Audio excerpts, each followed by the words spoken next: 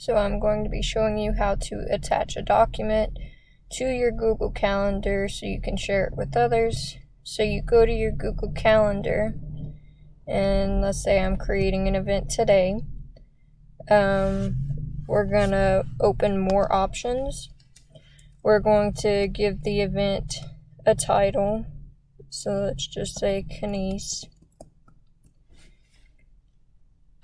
It doesn't have to repeat or anything, and how you add an attachment is there's this little box to add a description, and you can click on the little paperclip to add an attachment.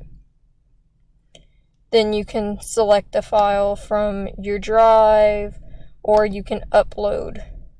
So I'm going to select a file to upload from my device. I'm going to select the syllabus for the Kenice class.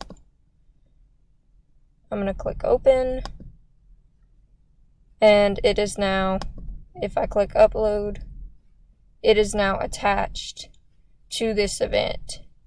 Once I click save, if I click on the event, it's attached and I can open it from the event.